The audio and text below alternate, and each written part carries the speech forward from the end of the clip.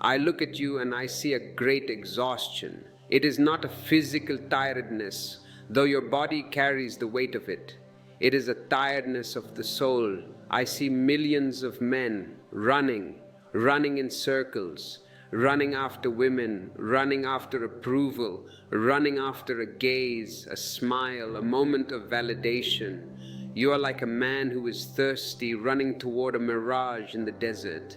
The faster you run, the further the water recedes, and you are confused, you are frustrated, you ask, why? I give everything, I try so hard, I love so much.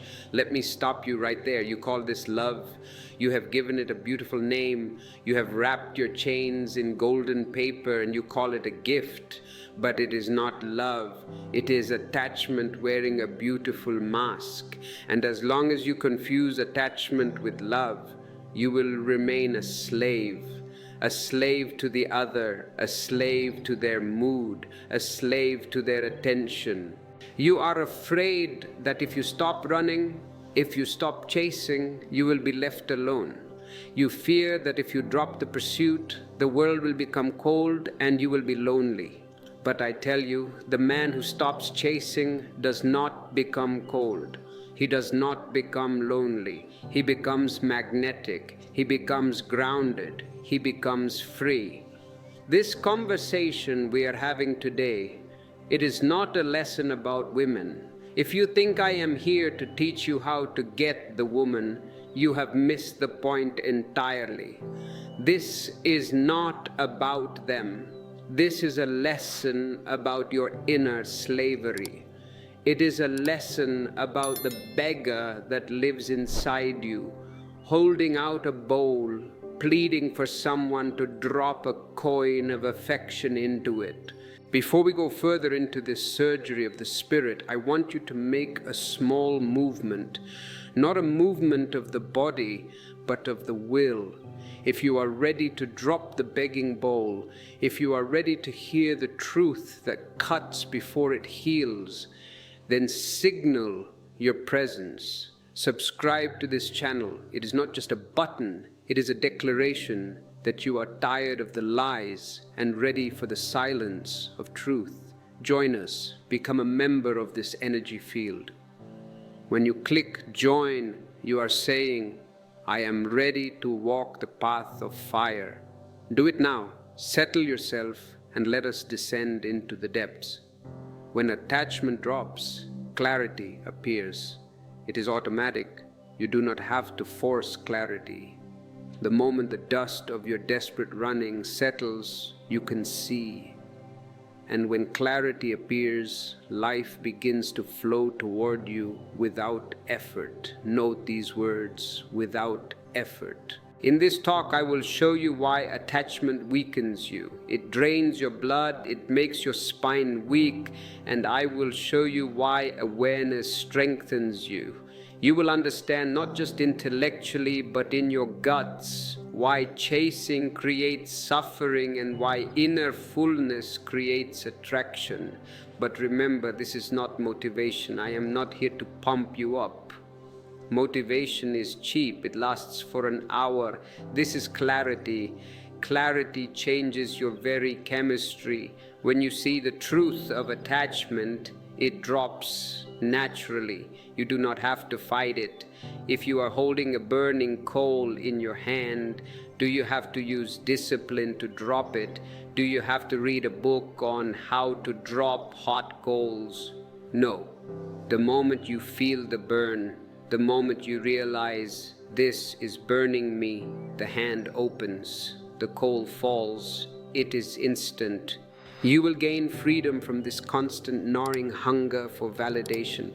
You will feel rooted in yourself instead of being a leaf blowing in the wind of someone else's opinion. What awaits you is not loneliness, it is deep peace, it is silent power. This understanding does not improve your life. Improving is painting the walls of a prison. This transforms your life. It tears the prison down. From childhood, you were trained, you were programmed, you were conditioned to look outside yourself for fulfillment. It started very early. Love was sold to you as salvation. Romance was sold to you as meaning. Everywhere you looked, in the movies, in the novels, in the songs, the message was drilled into your unconscious. You are half, you are incomplete, you need another to make you whole. Slowly, without noticing, you forgot how to sit with yourself in silence. You forgot the taste of your own being. You forgot how to feel whole without being chosen. You began to believe that if no one chooses you, you do not exist. This is the greatest lie ever told to humanity. This teaching stands alone because it does not feed your desire. I am not here to tell you how to seduce, how to manipulate, how to play games to get what you want. That is all feeding the ego. This teaching dissolves the desire. It does not tell you how to get more. It shows you how to need less. And in that needing less, life gives more. This is the great mystery. Your frustration has intelligence in it. Do not despise your frustration. It is a signal. It is pointing toward a deeper truth you have not yet seen. I will take you step by step into the nature of attachment, how it is born, how it hides behind love, and how it drains your energy without you noticing. I will show you why the man who stops chasing does not become passive. He becomes deeply alive. You will see why real attraction is not created by effort, but by presence. And later, we will speak about a silent shift that happens when attachment disappears. A shift so subtle yet so powerful that your whole way of relating changes. Remain with me now. Do not let your mind wander to your messages, to your worries. Be here, because what I am about to share cuts very close to the center of your life. And most people spend their whole existence avoiding this single insight. You believe you chase because you love. That is the story. I chase her because I love her so much. I cling to her because I care deeply. My longing, my pain, it is proof of my devotion. Beautiful lies, artistic lies. But this is only the surface story your mind tells you, so it does not have to look deeper. Beneath this story lives something far more uncomfortable. And that discomfort is the reason you keep running outward instead of turning inward. Before love appears, fear is already present, quietly shaping every movement of your heart. What you call love is very often fear of being alone. It is not poetic fear. It is not the fear of heroes. It is a simple, raw, animal fear of sitting with yourself in silence and finding nothing there. When you are alone, there is no distraction. There is no mirror reflecting back approval. There is no voice saying you are wanted, chosen, special. In that emptiness, the mind panics. It feels like death. The ego begins to tremble. It begins to search. It begins to cling. And the moment another human being appears who can fill that space, even for a moment, attachment is born. This attachment feels warm at first. It feels comforting, soothing, just like a warm blanket wrapped around a frightened child in the dark. But do not be deceived by the warmth. The source is still fear. Look closely and you will see it. Attachment does not arise from connection. It arises from inner emptiness. When you are full within yourself, you share, you overflow. When you are empty, you grab, you suck. When you are rooted in your own being, you meet another with openness. When you are afraid of your own aloneness, you cling to another as if they are a lifeline in a stormy sea. This is why attachment tightens and love relaxes. Love gives space. Fear demands closeness. Love breathes. Fear suffocates. Think of a small child clinging to the mother's leg in a crowded place. The child is not expressing love in that moment. The child is expressing terror. The grip becomes tight, not because the bond is deep, but because the ground feels unsafe. In the same way, when you cling to a woman, when you obsess, when you fear losing her, when your mood rises and falls based on her attention, this is not love maturing. This is fear speaking through attachment. If this resonates with you, if you can feel the truth of this clinging child within your own heart, do not be ashamed. Awareness is the first step. Share this video with a friend who is also running in circles. Sometimes sending the truth to another is the best way to admit it to yourself. Share it now. Let the chain of awakening begin. The child grows only when the fear dissolves, not when the grip becomes stronger. Another image will help you see this clearly. Imagine a man drowning in deep water.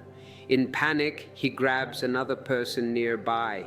His grip is desperate. His need is intense. But that grip does not save either of them. It pulls both downward. Attachment works in exactly this way. Two frightened people holding onto each other do not create love. They create shared fear. They call it closeness. Look how close we are, they say, but it is actually mutual drowning. Love never demands. Fear always does. Love does not say, stay, promise, never leave. Fear whispers these demands constantly, sometimes loudly in arguments, sometimes quietly in the silent treatments, but always with urgency. Fear wants guarantees in a world where nothing is permanent. Fear wants certainty in a universe that is always changing. And because life cannot fulfill these demands, suffering is guaranteed. You have been taught to romanticize this suffering. Songs praise it. I cannot live without you. I will die if you leave. Stories glorify it. Movies make it appear noble. A man losing himself for love is called devotion.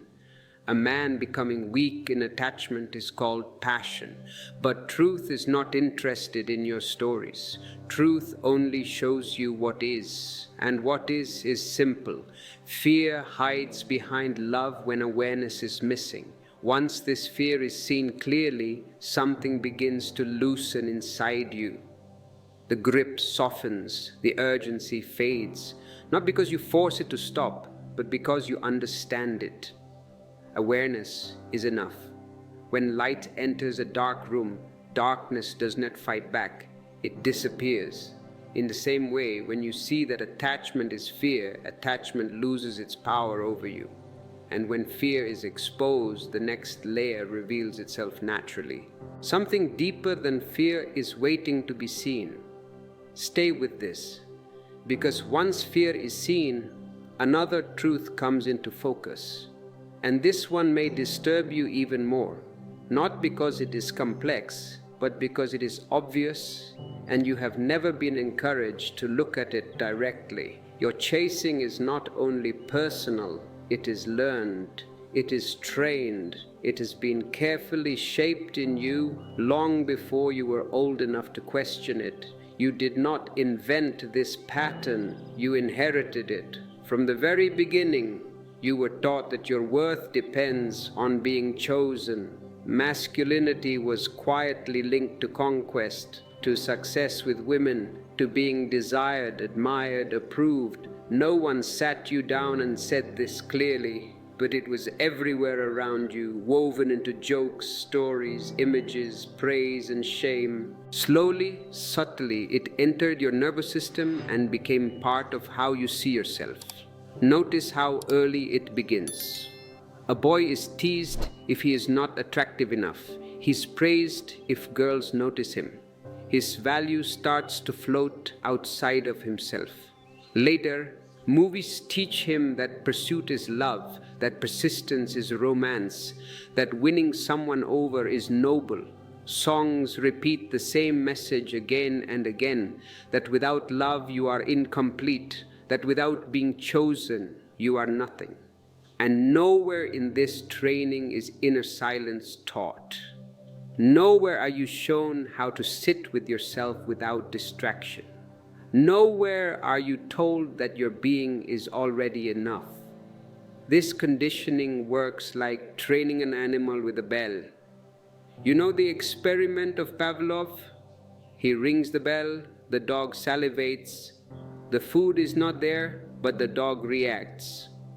The bell rings, the animal reacts, not because it has thought about it, but because it has been conditioned to respond. In the same way, the image of a woman, attention, approval, rejection, all these act like bells inside your mind. They ring and you move, you chase, you impress, you adjust yourself, you abandon your own center, all without noticing that you are responding, not choosing. You are like a puppet pulled by invisible strings. The puppet believes it is dancing freely, but every movement is controlled. Society pulls these strings gently, cleverly, so gently that you call the movement your own desire, but watch closely and you will see that your longing has been guided, your hunger has been shaped, your fear has been exploited. You are not weak for this. Do not judge yourself. You are simply unconscious. And unconsciousness is not a sin. It is simply a state that can end. Conditioning creates habit, and habit becomes identity. After years of repetition, you no longer say, I am chasing because I was taught to chase. You say, this is just who I am. You begin to defend the cage that imprisons you. You begin to feel threatened when the idea of not chasing is presented. This fear is not natural, it is trained. This is why stopping the chase feels uncomfortable at first. You're not only dropping attachment to women, you are stepping outside a social script that has defined you for years. The mind resists this fiercely. It says something is wrong. It says you will miss out. It says you will be lonely, broken, incomplete. These are not your thoughts. They are echoes. The moment you see that much of your chasing was taught, not chosen, a crack appears in the pattern. You are no longer completely identified with it. You gain a small distance, just enough to breathe, and in that space, another force becomes visible, one that feeds on all of this conditioning and uses it for its own survival. That force is the ego. Now the picture becomes even clearer, because once conditioning is seen, something inside you starts to feel exposed. And that something is the ego. The ego is very clever. It hides behind beautiful words, behind love, behind romance, behind devotion. But its hunger is simple and constant. It wants confirmation. It wants to be told that it exists, that it matters, that it is special. And being chosen by a woman becomes one of its most powerful sources of food. The ego does not want love. Listen to me carefully. The ego does not want love. Love is too spacious for the ego. Love dissolves boundaries. Love relaxes the grip on identity. The ego wants the opposite. It wants to be defined, measured, elevated. When a woman chooses you, desires you, admires you, the ego swells. It feels taller, stronger, more real. In that moment, you are not celebrating connection. You are celebrating yourself through another's eyes. This is why rejection hurts so deeply. It is not the loss of love that wounds you. It is the collapse of identity. When attention disappears, when desire is withdrawn, the ego feels threatened as if it is dying. Panic follows. You try harder. You chase more. You negotiate your dignity, you betray your own center. All of this is done to keep the ego alive, not to deepen love. Watch how easily relationships turn into transactions when ego is present. You give affection in exchange for validation. You listen in exchange for being needed. You adjust yourself in exchange for approval. Slowly, without noticing, love becomes a marketplace. And the moment the exchange feels unequal, resentment begins. This is why attachment creates bitterness. The ego always keeps score. I did this for you, why didn't you do that for me? The ledger of the ego is always open. Imagine a beggar standing in a crowded street holding out a bowl. When someone drops a coin, the beggar feels relief, even joy. When no one notices, the beggar feels invisible, angry, humiliated. The ego lives exactly like this beggar. It stands before women holding out its bowl, craving applause, attention, desire. When it receives, it feels alive. When it does not, it suffers. This suffering has nothing to do with love. It has everything to do with ego. If you are tired of being this beggar, if you want to throw away the bowl and stand like an emperor in your own life, then you must invest in your own awakening. There are tools, there are deeper writings I have offered. Look at the description. Find the books. Find the ebooks. They are not expenses. They are investments in your freedom. When you buy wisdom, you are telling the universe you value your soul more than your pizza, more than your entertainment. Check the links. Support your own growth. Think of a mirror that needs constant reflection to know it exists. If no one stands before it, it feels empty. The ego is such a mirror. It does not know itself directly. It only knows itself through others. That is why it is always seeking, always restless, always afraid of being alone. Aloneness removes the reflection, and without reflection the ego trembles. Attachment strengthens this false self. Every time you chase, every time you seek validation, every time you fear losing another, you reinforce the idea that you are incomplete on your own. You teach the ego that it is necessary. And the ego rewards you with brief pleasure followed by long suffering. This is its pattern. It cannot do otherwise. When ego rules, suffering follows, not as punishment but as consequence. If you put your hand in fire, it burns. Fire is not punishing you. Fire is just being fire. Ego is just being ego. It burns. Life is simply showing you that you are living from something unreal. The moment you see this, not intellectually but directly, something profound begins to happen. The ego does not need to be fought. It does not need to be destroyed. It only needs to be seen. In seeing, its grip loosens. And as the ego loosens, another truth becomes impossible to ignore. Even if society trains you, even if ego feeds on validation, there is still a deeper law at work, one that makes attachment itself a guarantee of pain. That law is impermanence. Now we arrive at something unavoidable, something life itself teaches again and again, yet the mind refuses to accept. Even if society had never trained you, even if the ego was silent, attachment would still create suffering, because attachment is a demand placed on a world that does not promise permanence. Life moves, life changes, life flows. An attachment is an attempt to freeze that flow.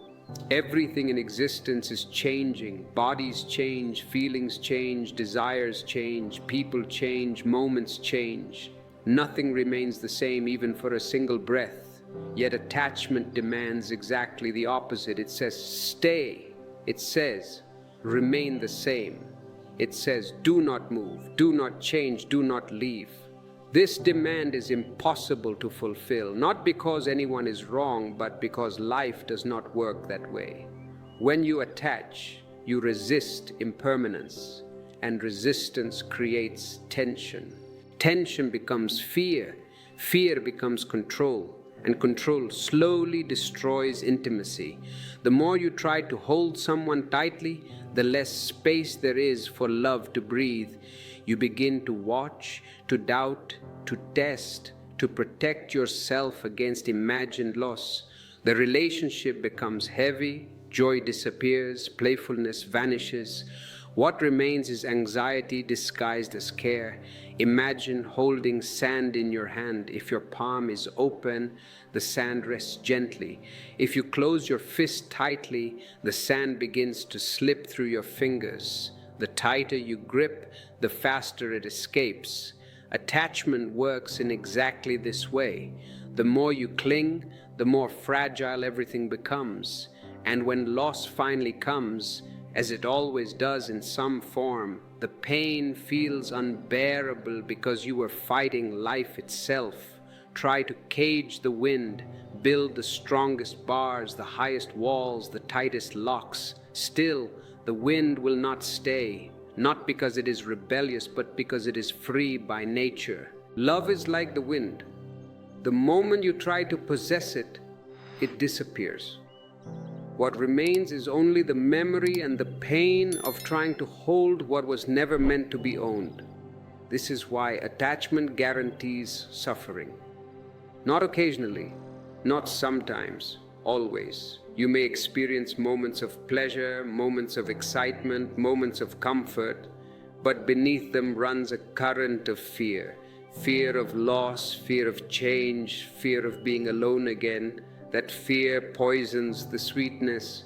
Even happiness becomes anxious because you are already worried about when it will end.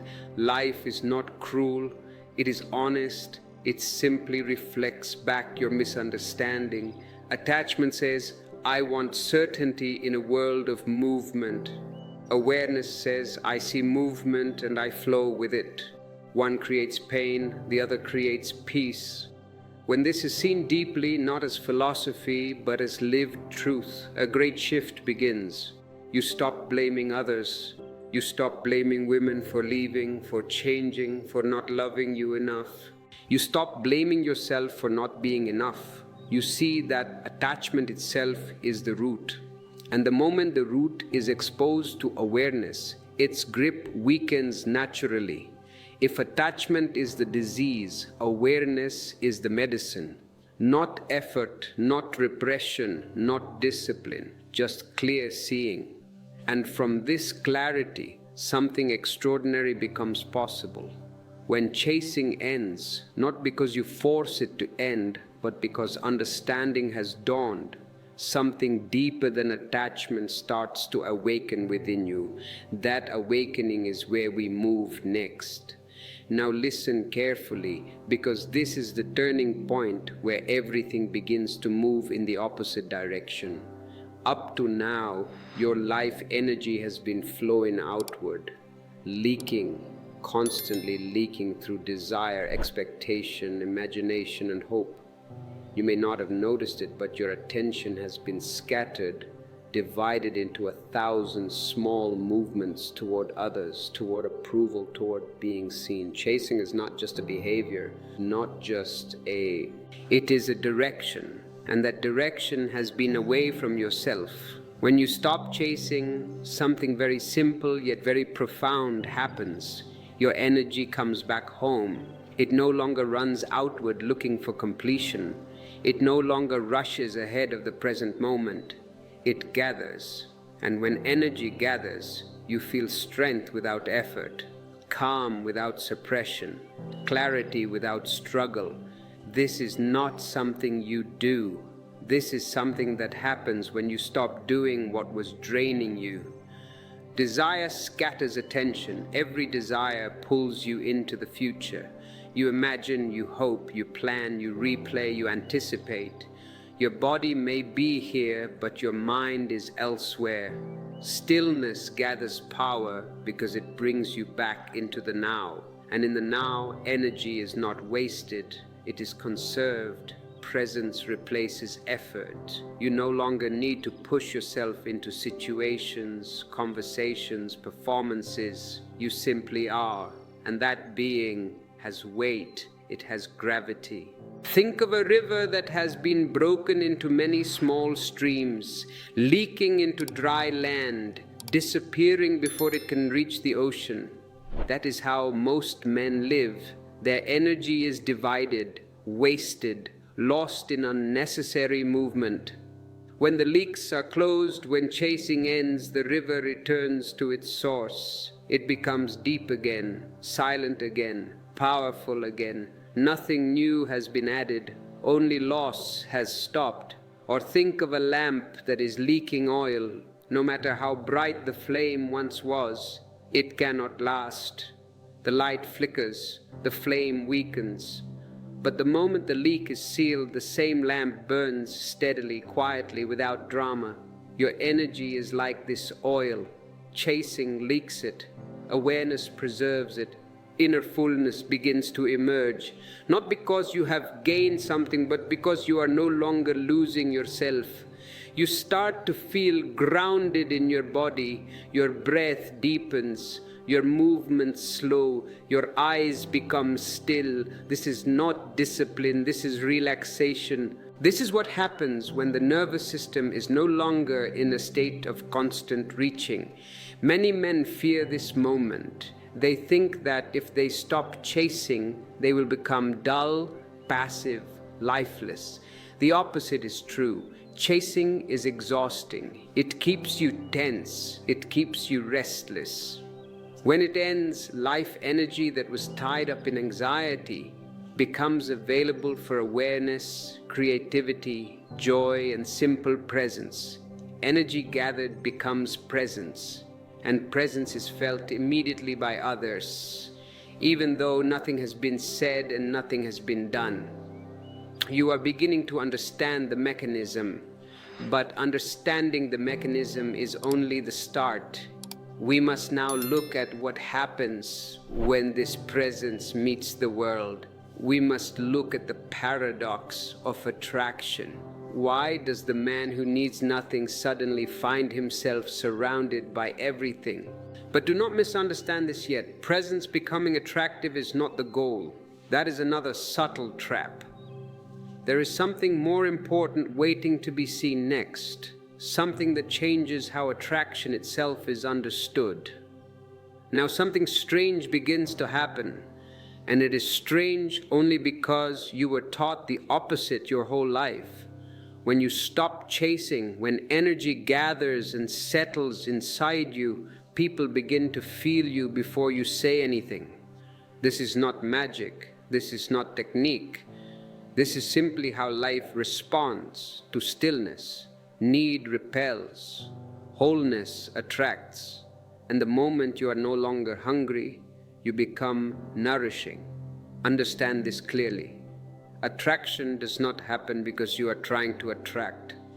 The moment you try, you have already failed. Trying means lack.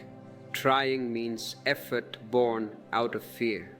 Trying means you want something from the other. And the other feels this immediately, even if they cannot explain it. Need has a smell. It creates discomfort. It creates pressure. It makes the other want to move away, not because they are cruel, but because they are protecting their own space. When you are whole, nothing is asked. Nothing is demanded. You are not leaning forward energetically. You are not pulling, you are not reaching, you are simply there. And in that being there, something subtle begins to radiate. Silence speaks louder than pursuit ever could. Your eyes become calm.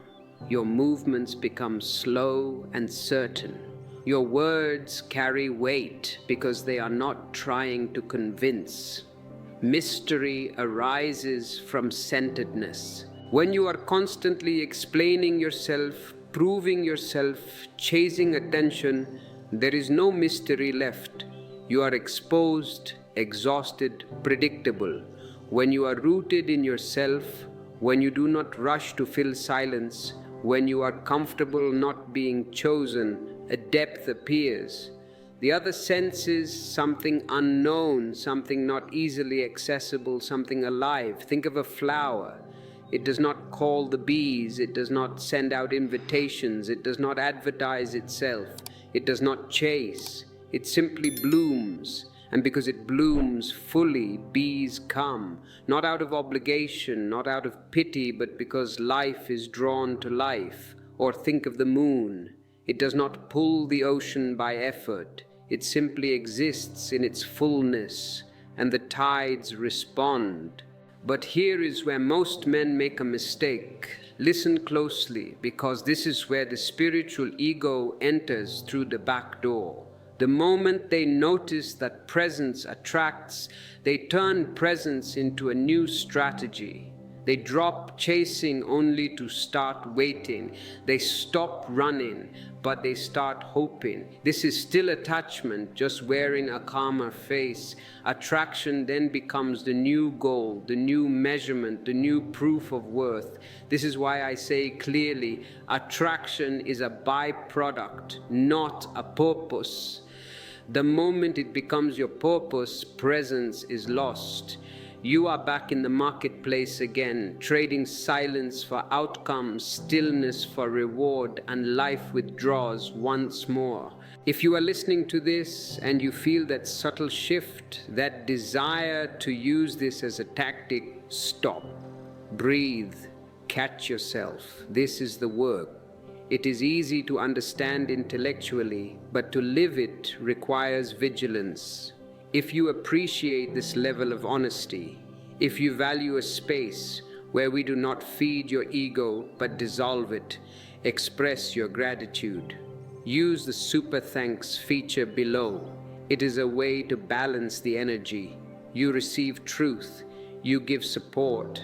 It keeps the circle flowing. There is a deeper freedom waiting beyond attraction, something far more valuable than being desired. It is the freedom from needing to be desired at all. And that freedom changes everything.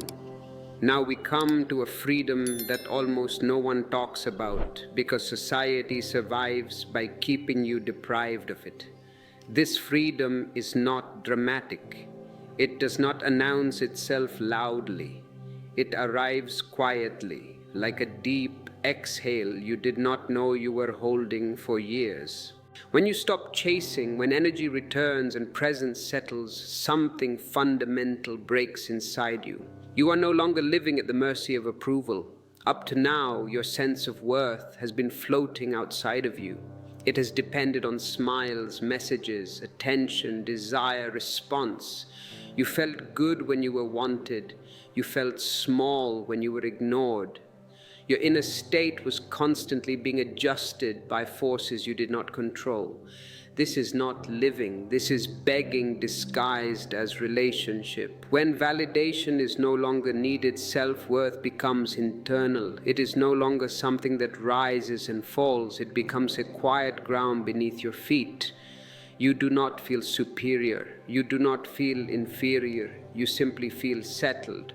And from this settledness, you move differently in the world. You speak without trying to impress. You listen without trying to be liked. You walk without scanning for approval. Rejection loses its power because there is nothing left to collapse. When someone turns away, nothing inside you shatters. You feel the moment. You acknowledge it, and it passes. There is no story to protect, no image to defend, no identity to repair. This does not make you cold. Choice replaces compulsion. Before, you moved toward people because you had to. Now you move because you choose to. This single shift changes the entire quality of relationship. Compulsion creates tension. Choice creates grace. When you are free to walk away, staying becomes meaningful. When you are not afraid of losing, meeting becomes authentic. Dignity returns, not the pride of the ego that is noisy and fragile, but a quiet self-respect that does not need to be displayed. You no longer negotiate your values for affection. You no longer tolerate what hurts you just to avoid being alone. You no longer shrink yourself to fit into someone else's expectations. This dignity is felt immediately, even if no one speaks of it. Think of a king who does not beg. He does not announce his power. He does not demand recognition. His presence is enough. Or think of a mountain. Storms pass, winds rage, seasons change, the mountain remains, not because it resists, but because it is rooted. This is what freedom from validation feels like. You are rooted. You are no longer pushed and pulled by every glance, every word, every silence. And from this rootedness, something unexpected becomes possible. Only now can love appear without fear. Only now can connection happen without chains. Only now can you meet another, not from hunger, but from fullness. Freedom opens the door to real love. Now you are standing at a very delicate threshold, because only after freedom from validation is tasted can love be seen clearly. Before this, everything you called love was mixed with need, fear, expectation, and unconscious bargaining. Now the fog begins to lift. Now the difference becomes obvious, simple, undeniable. Love and attachment may look similar on the surface, but inwardly they move in completely opposite directions. Attachment takes. It reaches out with empty hands, hoping the other will fill them. It asks, often silently, "Give me meaning, give me safety, give me worth, give me assurance that I am not alone." Love does not ask. Love shares. Love overflows. Love says, "I am full, and because I am full, I want to share this fullness with you." One comes from lack, the other comes from abundance. One tightens the chest, the other opens it. Love gives without expectation. This is not morality, this is not sacrifice, this is not effort. It is simply the natural movement of fullness. When you have water, you share water. When you are thirsty, you steal water. Attachment always keeps a hidden account. It gives with one hand and waits with the other. It may wait patiently, politely, but it is waiting. And when the return does not come, pain appears. Resentment appears, anger appears. Love never keeps accounts because there is nothing to gain. Love celebrates freedom. It wants the other to grow, to change, to explore, to become more alive. Attachment fears freedom because freedom threatens possession. Attachment says, "Stay the same, stay close, do not move too far, do not change too much." Love says, "Go wherever life takes you, and if our paths meet, they meet in joy, not obligation." Think of a song being sung. The singer does not sing to get something back from the listener. The joy is in the singing itself. Attachment is like collecting a debt. It says, "I gave you this, now you owe me that." This language of owing destroys love without making a sound. Or think of a gift. A true gift is forgotten the moment it is given. A gift given with expectation is no longer a gift, it is a contract. This is why attachment feels heavy and love feels light. Attachment pulls inward, love flows outward. Attachment narrows your world, love expands it. Attachment says, "You are mine." Love says, "You are free." Clarity sharpens when contrast is seen. The moment you feel tight, demanding, afraid of loss, know that attachment is present. The moment you feel spacious, relaxed, joyful, without reason, love is near. These are not ideas to remember. These are inner signals to notice. And as this clarity deepens, another truth reveals itself.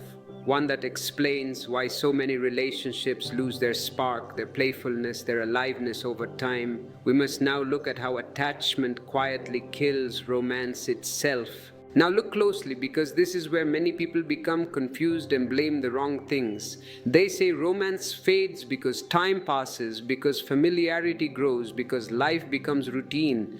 These are only surface explanations. The real reason romance dies is much simpler and much more uncomfortable. Romance suffocates when need replaces presence. The moment attachment enters, intimacy begins to wither. Even if the relationship continues, the life inside it begins to fade. At the beginning, there is playfulness, there is curiosity, there is lightness. Two people meet without knowing each other, without owning each other, without demanding permanence. There is space, and in that space, energy dances. But slowly fear enters, expectations appear, roles solidify. The future is discussed, imagined, negotiated. Romance is asked to carry weight it was never meant to hold, and under that weight it collapses. Desire replaces presence. You stop seeing the other as they are and begin to see them as a source of fulfillment. Fear replaces playfulness. You stop teasing life and start protecting yourself. Expectation replaces joy. You no longer meet in the moment. You meet with a checklist. Control replaces trust. You watch more closely. You question more often. You seek reassurance instead of connection. Think of a plant that is watered constantly, obsessively, every hour of the day. The intention may be care, but the result is decay. The roots rot, the plant suffocates. Love is exactly like this plant. It needs space, it needs air, it needs sunlight. Too much holding is as destructive as neglect. Or think of a butterfly resting on your hand. The moment you close your fingers around it, trying to keep it, you crush the very beauty you wanted to preserve. Romance needs mystery. It needs uncertainty. It needs the freedom to appear and disappear, to deepen and retreat, to breathe. Attachment hates mystery. It wants clarity, labels, promises, guarantees. Attachment wants to know where it stands at all times. Romance lives in not knowing. This is why attachment and romance cannot coexist for long. One needs control, the other needs freedom. Many people believe romance can be saved by effort, by communication, by techniques, by rules. These may decorate the surface, but they cannot bring back aliveness if attachment remains. The real work is not doing more, it is needing less. The real shift is not fixing the relationship, it is releasing the grip inside yourself. Only a free man can love freely. Only a man who does not need romance can enjoy it fully. This sounds paradoxical, but life is full of such truths. The moment you stop asking love to complete you, love begins to dance again. If you're hearing this and feeling a weight lift off your chest, that is the beginning of freedom. But knowledge alone is not enough. You must deepen this. If you want to walk this path further, consider becoming a channel member. Click the join button. It is a small step for your wallet, a giant leap for your consciousness. It allows us to keep bringing this light into the dark corners of the internet. And when attachment loosens even further, something even more radical becomes possible. Love without ownership, love without fear, love without chains. This is where we must go next. Now we arrive at a point that the mind resists strongly because the mind has been trained to equate love with possession. It says, if I love you, you must belong to me. If you belong to me, I am safe. If I am safe, I can relax. This logic appears sensible, but it is built on fear, not truth. Love without ownership is not only possible, it is the only form of love that does not decay. Ownership turns a living human being into an object, very subtly, very politely, but decisively. The moment you say mine, the relationship shifts. You may still smile, still touch, still speak of love, but inwardly something has hardened. Fear has entered. You are no longer meeting a mystery, you are guarding a possession. And possession always creates anxiety because what is owned can be lost. True love exists without possession. It does not try to freeze the other in time. It does not try to control direction, growth, curiosity, or change. It understands something very simple and very profound. You can walk together without holding chains. You can share without merging. You can meet without disappearing into each other. When there is no ownership, there is no fear of loss. This does not mean you do not care. It means you care without clinging. Gratitude replaces grasping. You appreciate the moment because you are not trying to secure the future. You say yes to what is here now without demanding that it remain forever. Love without ownership feels spacious. You can breathe inside it. You do not feel watched. You do not feel measured. You do not feel evaluated. You feel seen, not possessed. And because there is no fear, honesty becomes possible. You do not lie to protect the relationship. You do not hide to avoid conflict. Truth flows naturally when nothing is being defended. Think of two flames burning side by side. They are close, they share warmth, they illuminate each other, but they do not merge into one flame. Each keeps its own center. If you force them to merge, both lose their shape. Or think of two rivers meeting. They flow together for a time, sharing water, sharing direction, yet each carries its own source, its own journey. There is meeting, but not erasure. This love arises only from inner fullness. A person who is empty will always try to own because ownership gives a false sense of security. A person who is full has nothing to protect. He can love without fear because he is not asking love to save him. Most relationships fail not because love disappears, but because ownership slowly suffocates it. And when ownership dissolves, something astonishing happens. Love becomes light again. Playfulness returns. Mystery reappears. Not because you tried to fix anything, but because you removed the chains. Now you may feel a quiet question forming inside you, even if you do not put it into words. How can one reach this fullness? How can one stop fearing aloneness so deeply that ownership is no longer needed? For this, you must turn inward completely and discover the power of being whole alone. You say you want love, yet you keep choosing the same pain again and again. Have you noticed this pattern? You are addicted not to love, but to the drama that hides your loneliness. The mind calls it romance, but it is only repetition. The same story, the same wound, new names, new faces. In this talk, I will show you how pain in love is not a curse, but a cleansing.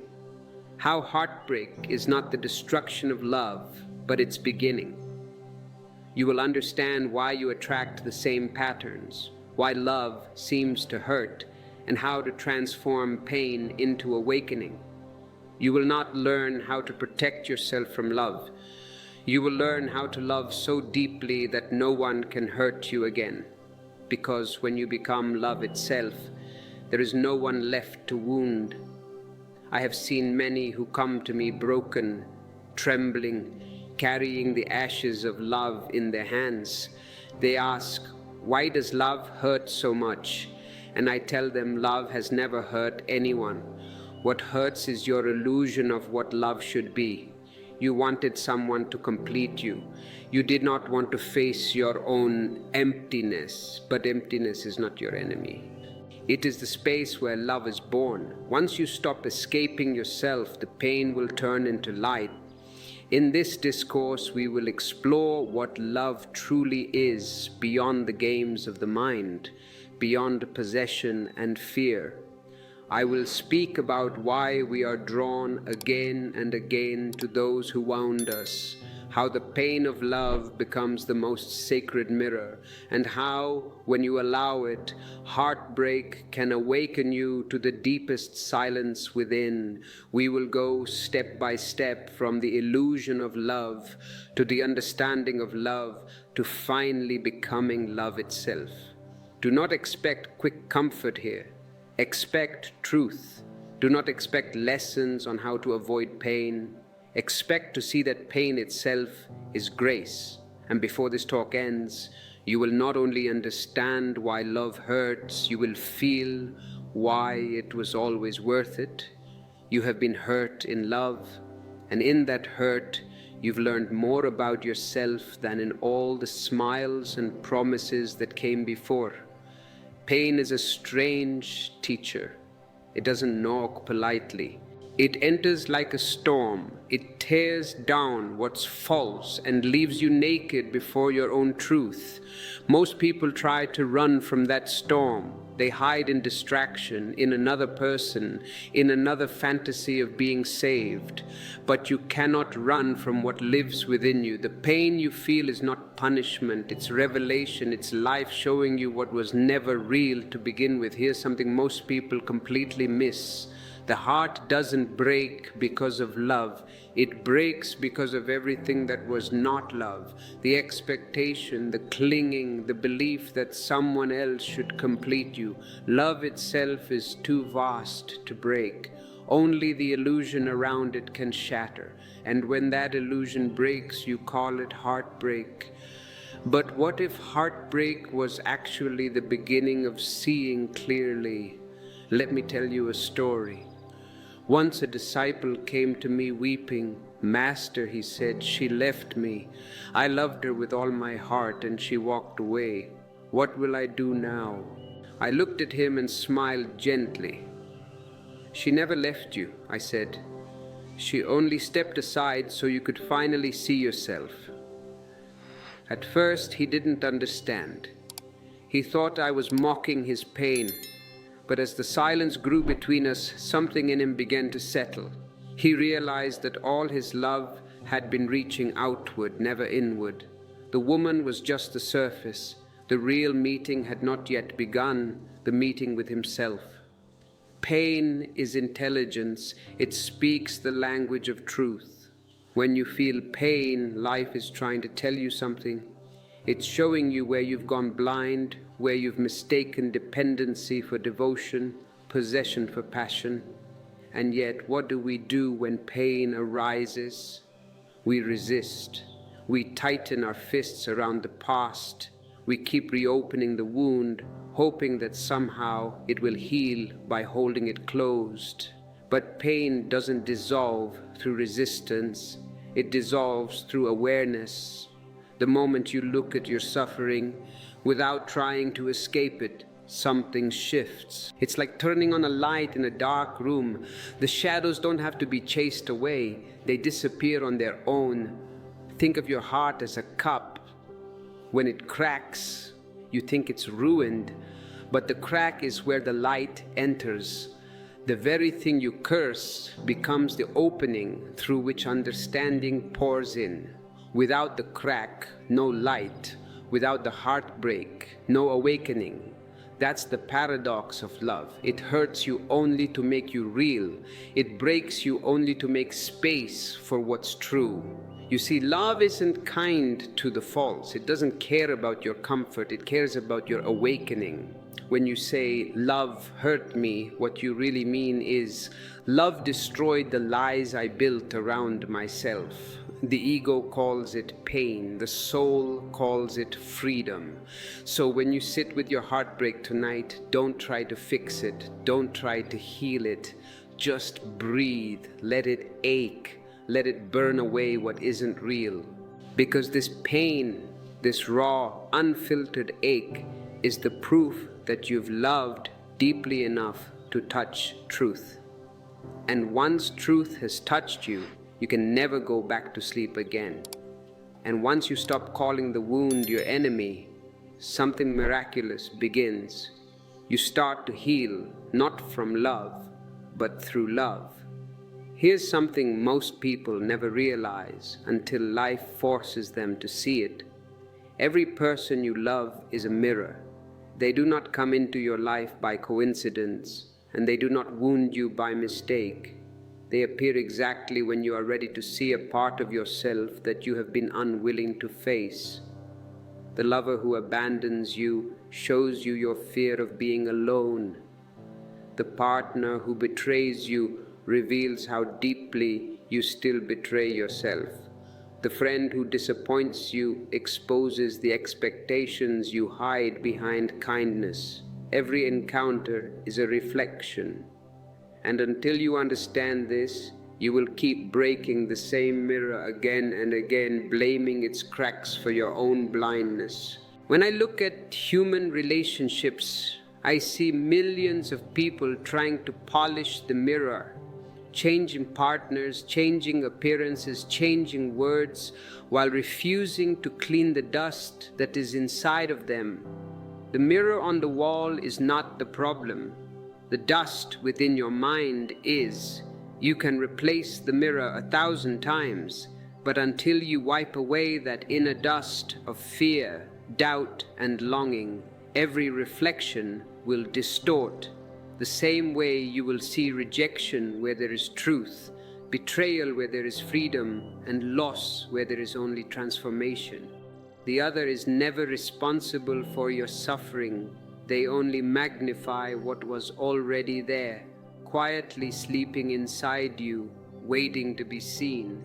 Once a seeker came to me crying, "Beloved Master," she said, "why do I keep attracting the same man in different bodies? Every time it ends the same. First passion, then pain, first promises, then silence." I smiled, for her question was the question of almost every human being who has ever loved. I told her, because the lesson remains the same. Life will keep sending you the same experience dressed in new faces until you finally see the truth it carries. She was silent for a long time, and then her tears softened. The pattern had not been a punishment. It was a call to awareness. When she understood that, she stopped searching for a different man and began searching for the one she had forgotten, herself. When you blame the other, you avoid your own reflection. When you observe without judgment, growth begins. The moment you stop asking, "Why did they do this to me?" and begin asking, "What in me is reacting to this?" you step out of the prison of repetition. Relationships become conscious only when you use them not as escapes, but as mirrors. They are the most sacred tools life has given you. Living, breathing mirrors that show you the exact state of your consciousness. The people you attract are not accidents. They are teachers. Some stay to guide you gently. Others burn you like fire. But even the fire is grace. It burns only what you no longer need. You cannot evolve if you keep surrounding yourself with comfort. Growth always comes with friction. That is why love hurts. Not because love is cruel, but because you are still fragile in the face of truth. The more aware you become, the more you will see this law in action. When you are filled with fear, you meet those who exploit it. When you are filled with guilt, you meet those who confirm it. When you are filled with peace, you meet those who expand it. The outer world dances to the rhythm of your inner world. And the moment you take responsibility for your own reflection, your entire reality begins to change. It is impossible to be deceived by another if you no longer deceive yourself. It is impossible to be abandoned if you no longer abandon your own being. It is impossible to lose love if you have already found its source within. Once you understand this, even those who walk away leave a blessing behind because they have fulfilled their role in your awakening. You will bow inwardly, not in resentment, but in gratitude, whispering, "Thank you for showing me what I could not see alone." When you begin to see your lovers as mirrors, gratitude replaces blame. You stop demanding "love me" and start asking, "What is love trying to teach me through you?" The moment that shift happens, love transforms. It no longer becomes a marketplace of emotions. It becomes meditation. You start to notice the reflection not only in those who please you, but also in those who challenge you. Not only in your lovers, but in strangers. Not only in others, but in yourself. And in that recognition, something beautiful begins. Your relationships stop being chains and become paths to freedom. When gratitude dawns, judgment dies. And when judgment dies, love begins to breathe on its own, pure and unconditioned. The mirror no longer frightens you because you see it was never against you. It was always for you. Every face, every encounter, every heartbreak was a step leading you closer to your own soul. When you can finally look into the mirror of another and smile at your own reflection without fear or expectation, you have discovered the secret. Love was never about two bodies meeting. It was about two reflections merging into one clear awareness. And when this understanding blossoms, you will realize that love was never something you found outside. It was always the quality of seeing. Love is clarity. Love is consciousness looking into itself. What I'm about to share may sound strange at first because for centuries you've been taught the opposite. You've been told that love means belonging to someone, that the proof of love is possession, that to hold someone close you must keep them, bind them, make them yours. But what if that very idea, the one you've been taught to worship, is the seed of all your suffering and love? What if love doesn't want to be owned at all? What if love is the sky and you are trying to lock it inside your pocket? When you try to possess love, it dies because love can live only in freedom. It's like a bird that sings because the air is open.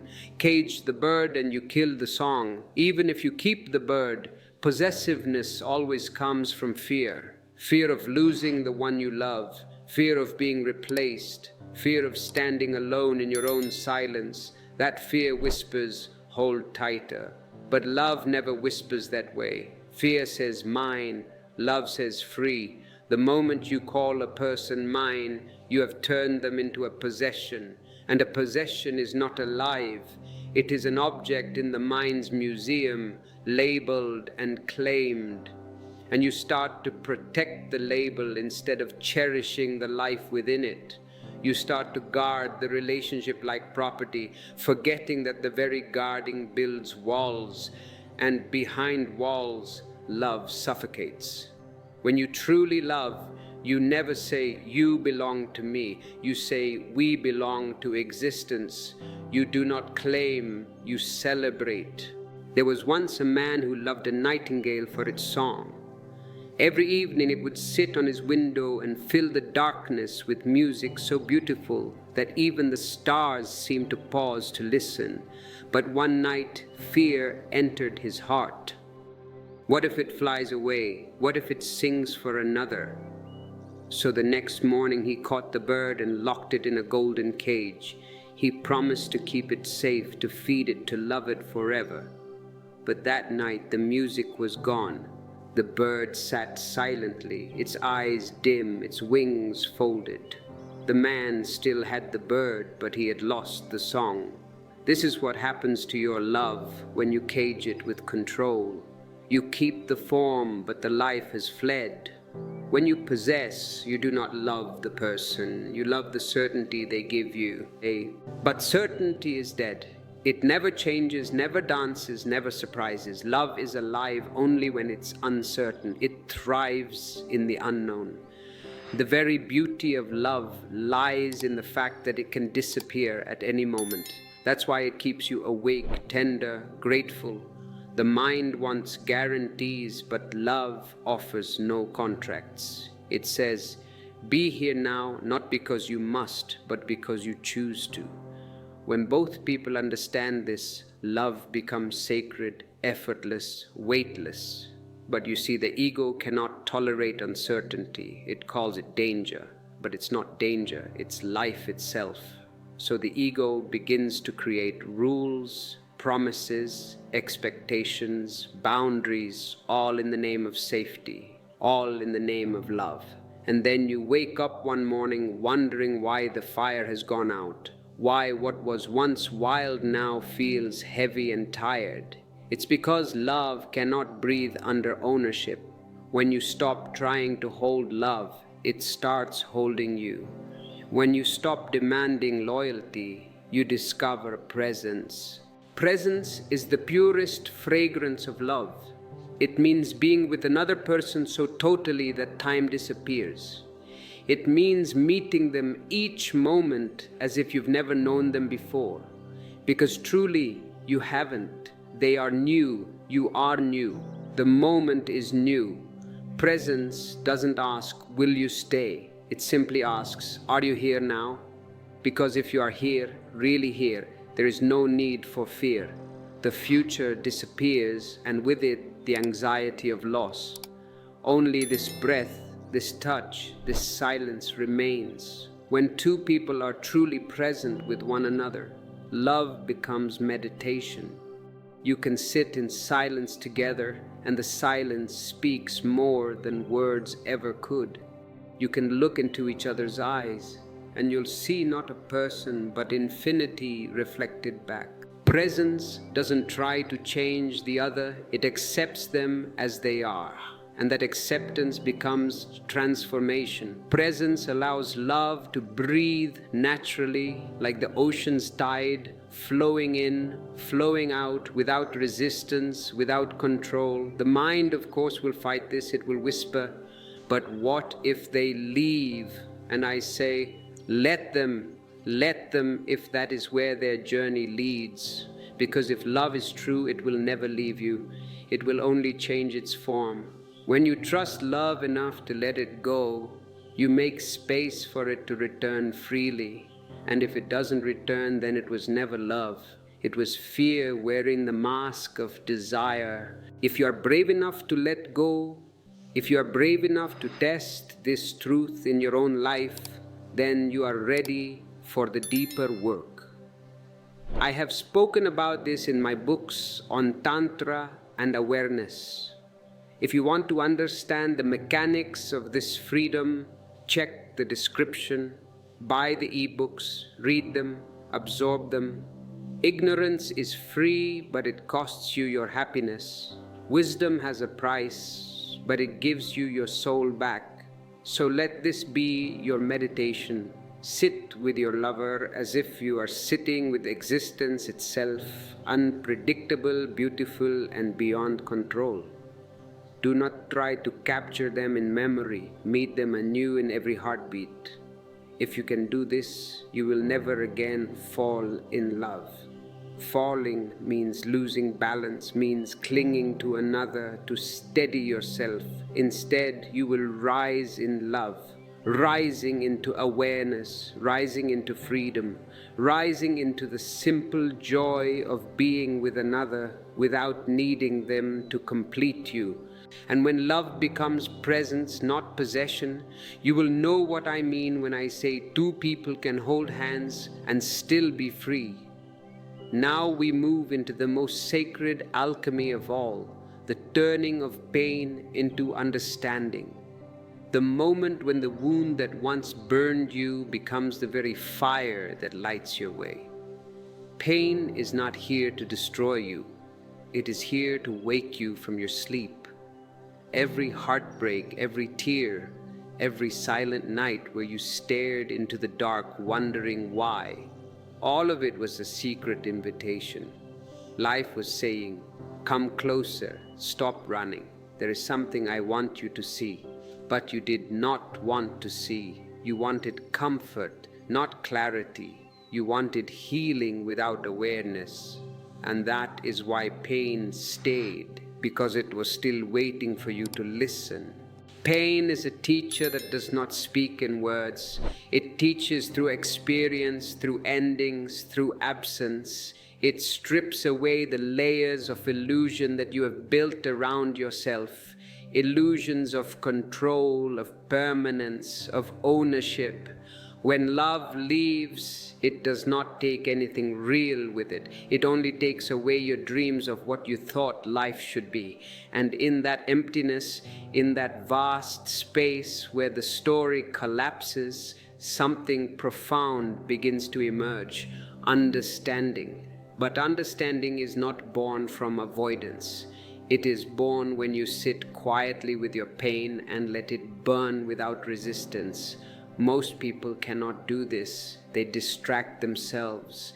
They run to another person, to a new story, to some movement that promises to fill the void. But whatever is not faced will return again and again until it has been met with full awareness. Meditation is nothing but this meeting, the courage to sit with yourself without flinching. When you meditate on your pain, you do not analyze it, you do not interpret it, you do not ask whose fault is it, you simply witness it. And something miraculous happens. The pain begins to change its flavor. The same fire that once burned now starts to illuminate. The same tears that once felt heavy start to cleanse. It is as if the poison turns into medicine the very moment you stop fighting it. Once a woman came to me. Her eyes were swollen from crying. "Beloved," she said, "how can I love again after being betrayed?" I looked at her and said, "Do not love again. Become love. When you become love itself, no one can betray you." She stared at me in disbelief, because the mind cannot understand such a thing. The mind only knows opposites: love and hate, trust and betrayal, closeness and distance. But the heart, when awakened, sees beyond opposites. When you are love, you no longer divide the world into those who gave and those who took. You realize there was never anyone to take anything from you. Everything that happens simply deepens your capacity to feel. Even betrayal becomes a gift, for it teaches you to find love within yourself instead of begging for it outside. The broken heart is not the end of your journey. It is the beginning of your awakening. Every crack in your heart is a door opening toward compassion. Compassion is not pity. Pity is looking down on someone. Compassion is looking into someone. It is the ability to see that everyone is carrying their own invisible wounds. When you have suffered deeply, you stop judging others so easily. You begin to recognize the pain behind their anger, the fear behind their silence, the longing behind their coldness. Suddenly, you see that no one ever truly hurt you. They were simply acting from their own unconsciousness. This understanding frees you because now you see that what they did was not personal. It was mechanical, like a dreamer moving in sleep. And once you see that, your pain dissolves. It does not need to stay anymore because it has served its purpose. The lotus flower grows only in mud. Without the darkness, there can be no beauty. Without the swamp, there can be no fragrance. You too are like that lotus. Your heartbreaks, your losses, your failures, they are the mud in which your soul roots itself. If you deny the mud, you deny your own growth. When you understand this, you stop cursing your suffering. You start bowing to it. You say, "Thank you for coming. Thank you for breaking me open. Thank you for showing me what still needed to be seen."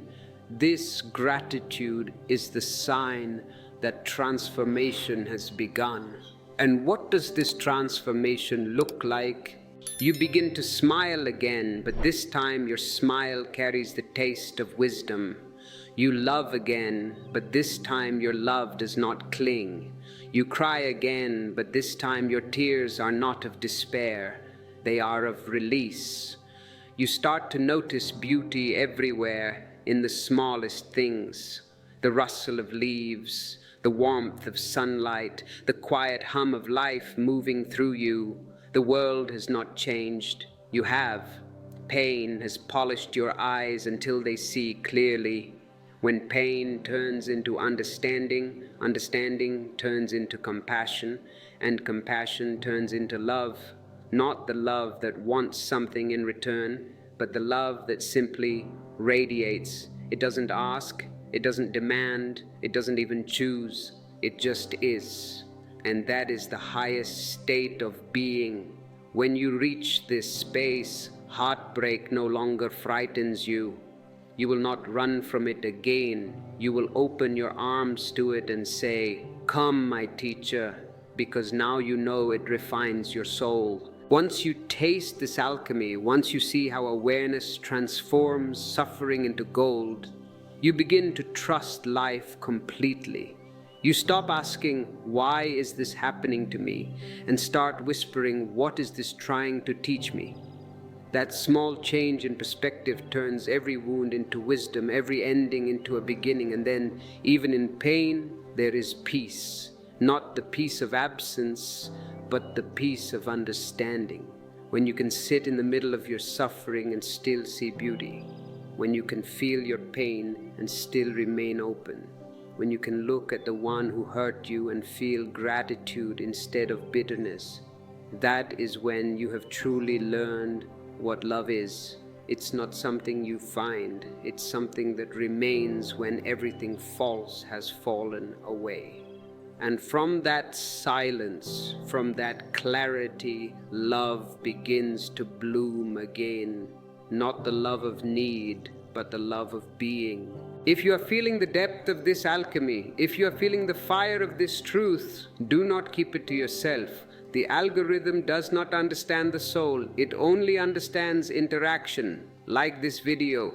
Comment below, "I choose to become love." Let the world know where you stand. There comes a moment in every seeker's journey when the search itself dissolves. When you stop looking for love and suddenly realize that you have been the source all along. Up until now, you were like a wave searching for the ocean, crying, "Where is the sea? Why can't I find it?" Unaware that every drop of your being was made of nothing but water. This is the final step, the moment when the seeker and the sought disappear and only love remains. When you have walked through the fire of pain, when you have seen the mirrors of relationship and the futility of possession, when you have allowed every illusion to burn away, what is left is not emptiness, but fullness. You realize that love was never something you did, nor something you received. It was the silent presence in which everything happened. It was there when you laughed. It was there when you cried. It was there even in your loneliness, waiting patiently for you to notice. People ask me, "Osho, where do I find love?" And I say, stop looking. You can't find what you already are. The search is the problem.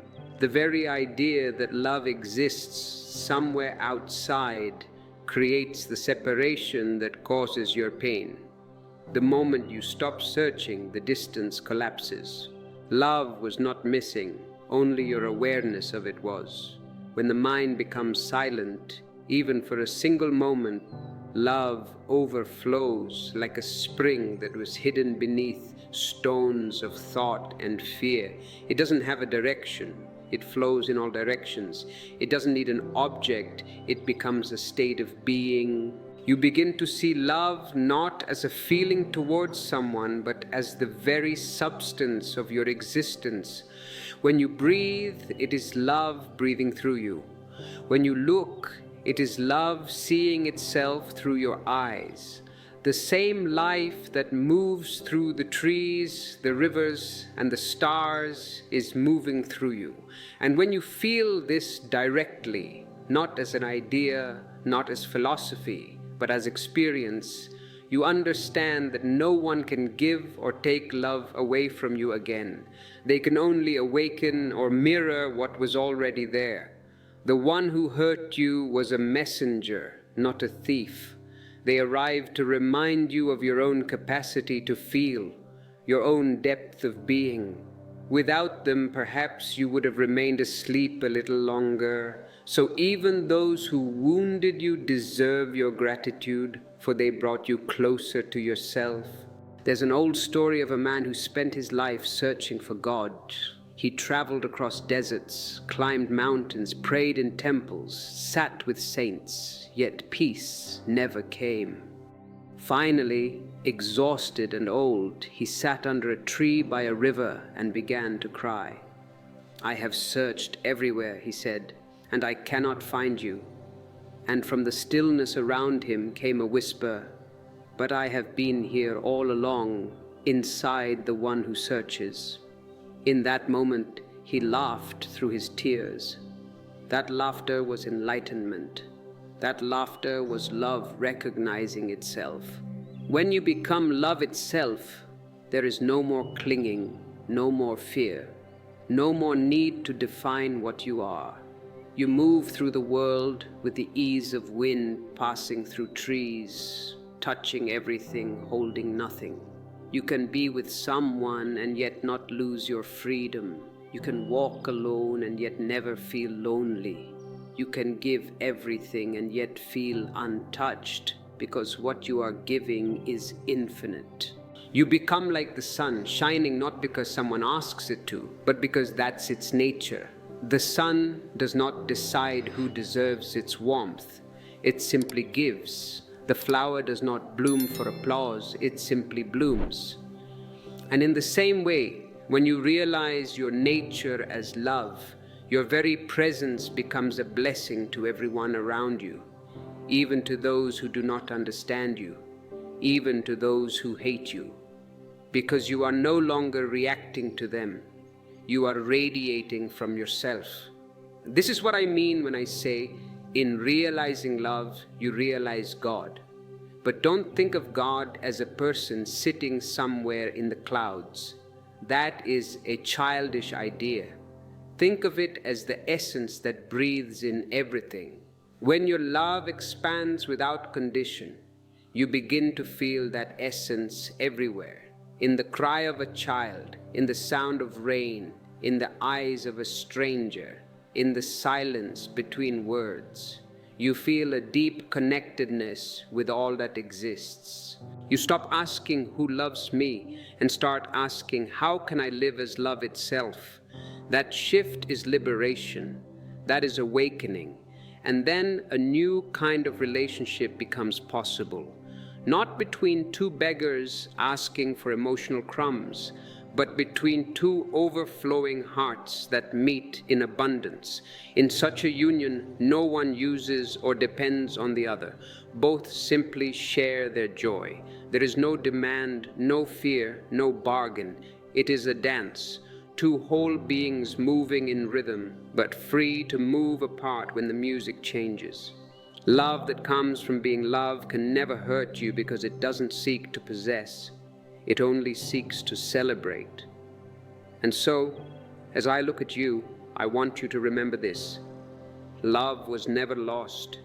It was never taken. It was only hidden beneath the noise of your own longing. Now that you've seen through the illusions, you can return home to yourself, to that silent, boundless space where love is not something you do, but something you are. Once you rest there, you realize that nothing can touch you and everything can move through you. You are the ocean, calm, infinite, containing every wave, every storm, every reflection of the moon. The waves may rise and fall, but the ocean remains untouched. Now that you see love was never lost, only hidden behind your ideas of it, let us come full circle, from heartbreak to wholeness, from seeking to seeing, from falling in love to being love. And when you are love itself, even the pain becomes poetry, even the silence becomes a song. But to remain in this state, to live as the ocean and not the desperate wave. We must destroy one final, stubborn illusion, the illusion that keeps you small, the illusion that keeps you begging. This is the illusion of the special one. Society, movies, poets, they have all conspired to tell you that there is one person out there, one soulmate, one missing half who will finally make sense of your chaotic life. They tell you that until you find her, you are just wandering. And when you find her, everything will be perfect. I tell you, this is the most dangerous poison you can drink. It sounds romantic, but it is deeply destructive. The moment you believe there is a special one who holds the key to your happiness, you have given away your power. You have handed the remote control of your soul to a stranger. You have made yourself a victim of circumstance. And consider the pressure you place on the woman. You look at her not as a human being with flaws, with bad days, with confusion, but as a goddess who must save you. No human being can carry that burden. It is too heavy. When she fails to be your goddess, which she must because she is human, you become angry, you feel cheated, you think she has changed. She has not changed. Your illusion has shattered. You projected a fantasy onto a real person, and now you are punishing her for not being your fantasy. You are not in love with her. You are in love with the screen you have projected onto her. You are in love with your own dream, and she is just the prop you are using to keep the dream alive. This is not love. This is violence. To impose an ideal on a living person is violence. To demand they fit your script is violence. True love begins when the specialness drops, when you see her as an ordinary human being, beautiful, yes, but ordinary, frail, mortal, inconsistent, just like you. In that ordinariness, there is a tremendous relaxation. You don't have to perform. She doesn't have to perform. You can just be two imperfections meeting, laughing at the absurdity of life. The man who has dropped the illusion of the special one becomes universal. He enjoys the woman, but he is not bound by the woman. He enjoys the flower, but he does not need to pick it and put it in his pocket. This brings us to the core of masculine polarity, a subject much misunderstood in your modern world. You are told to be nice. You are told to be soft. You are told that to please a woman, you must agree, you must follow, you must suppress your fire. I see millions of nice guys suffering. They are very polite. They are always available. They always say yes, and they are deeply unhappy. They are frustrated because they have made a contract in their minds. If I am nice, she will give me love. If I am nice, she will give me sex. This is not kindness. This is business. This is prostitution of the soul, and the woman knows it. She may not say it, but she feels it. She feels the transaction. She feels that your niceness is a strategy to get something, and strategy kills trust. A woman cannot trust a man who is only nice because he wants something. She can only trust a man who is real. To be real means you have the capacity to say no. A yes has no meaning if you do not have the capacity to say no. If you cannot say no, your yes is just a robot's response. It is a programmed reaction.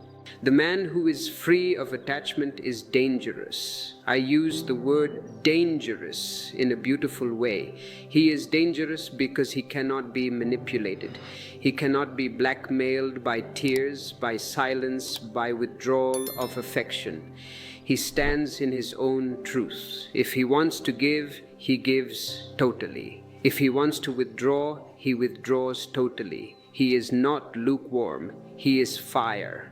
And paradoxically, this fire is what creates true safety. A woman feels safe not with a man who always agrees, but with a man who cannot be shaken, a man who has a center.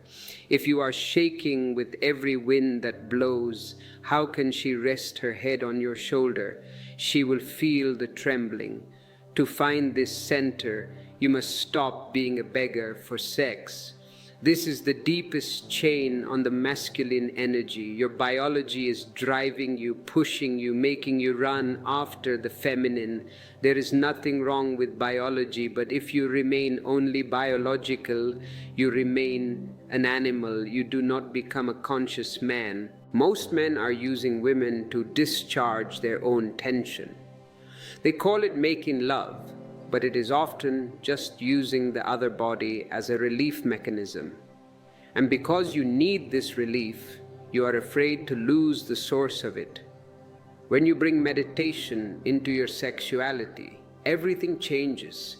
You stop being driven by the itch. You start moving from a place of sharing energy. You are not desperate to get off. You are exploring the meeting of two energies. And when sex is no longer a desperate need but a playful sharing, the woman loses her power to control you, and in that moment she starts to respect you.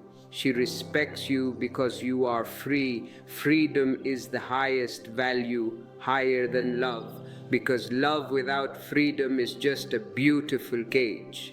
But freedom containing love, that is the kingdom of God. If you are beginning to see the difference between the nice guy mask and the authentic man reality, then you are ready to go deeper. We have prepared materials, deep dives into the psychology of the Buddhas, available in the description. Purchase the ebooks. It is a small exchange for a lifetime of clarity. Do not just listen, study. Make this your life's work. Now let us address the fear of aloneness directly, because this is the root of all chasing. You run to the woman because you cannot stand your own company. You feel bored, you feel empty, you feel that something is missing. So you grab the phone, you swipe the app, you go to the bar, you are looking for a distraction from yourself. You are saying to the woman, please distract me, please save me from this silence. But if you are bored with yourself, why do you think someone else will enjoy your company? If you are not enough for yourself, how can you be enough for her? You are selling a product yourself that even you do not want to buy, and you are surprised that there are no buyers. The first step to true magnetism is to fall in love with your own aloneness, to make your solitude a celebration. Try this. For 1 week, stop all chasing, stop the messages, stop the dates, stop the looking, sit in your room, turn off the devices, and just be with yourself. At first, it will be hell. You will feel restless. You will feel the fear of missing out. The mind will scream, everyone is having fun and I am here alone. Let it scream. Watch the scream. Do not move. Stay with the discomfort. Go into the center of the boredom. And suddenly, if you stay long enough, the boredom will break open. And underneath it, you will find a spring of fresh water. You will find that you are actually enjoying your own presence.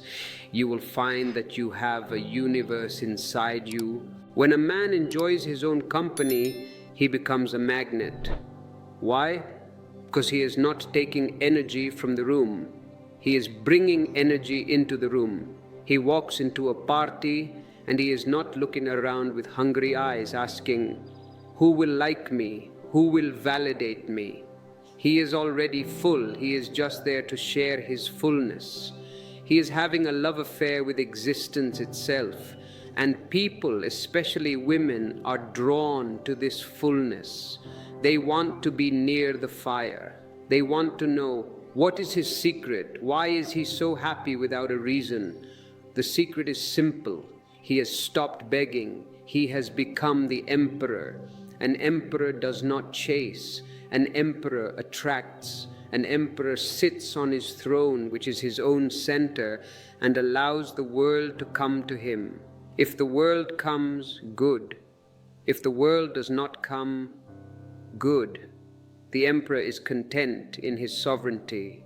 This does not mean you become arrogant. Arrogance is just the beggar wearing a crown of cardboard. The arrogant man is still shouting, "Look at me, I am the king." The true emperor is silent. He knows who he is. He needs no proof. When you operate from the state, rejection is impossible. If a woman says no to you, she is not rejecting you. She is simply saying that your energies do not match in this moment. It is a statement of fact, not a judgment of worth. You accept it, you smile, you move on, you do not carry it, you do not let it create a wound, you remain untouched. And here is the mystery. When you are truly untouched by rejection, rejection stops happening. Because you are not offering anything that can be rejected, you are just offering your presence, like the sun offers light. If you close your blinds, the sun is not offended. The sun does not say, "I will stop shining." The sun keeps shining. It is your loss that you close the blinds, not the sun's. Be the sun. But you ask, "Osho, how do I deal with the biological urge? The hunger is real." Yes, the hunger is real. But you are not just your hunger. You are the witness of the hunger.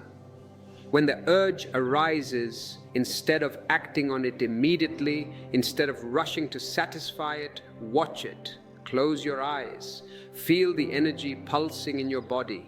It is raw, creative power. It is the same energy that creates stars. If you simply throw it out in a momentary release, you have wasted it.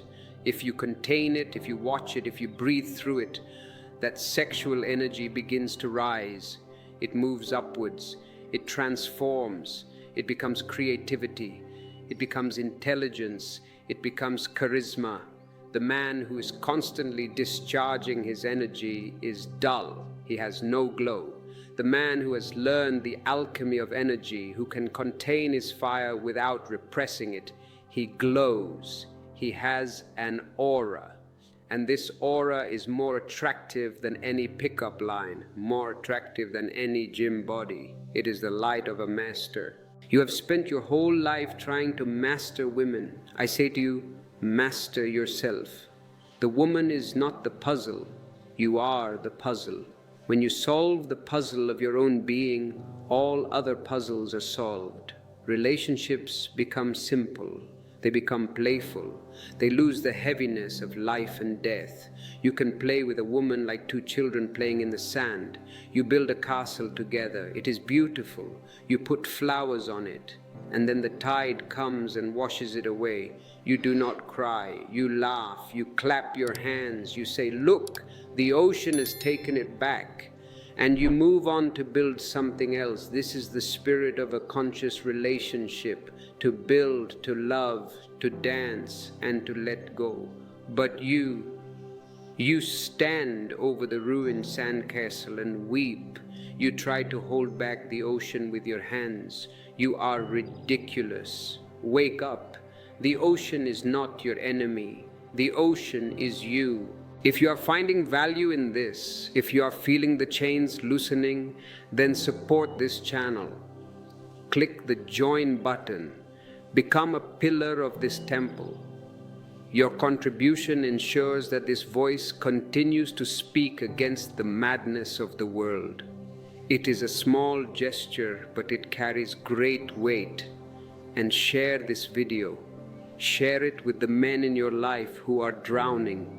You know them, the ones who are obsessed, the ones who are heartbroken, the ones who have lost their dignity. Send them this lifeline. Be a friend to them. Now let us go even deeper. Let us talk about the subtle trap of self-improvement. You see millions of videos, how to be a high-value man, how to get six-pack abs, how to make millions. And you think, if I do all these things, then I will be worthy, then the women will come, then I will be happy. This is the same trap, just decorated differently.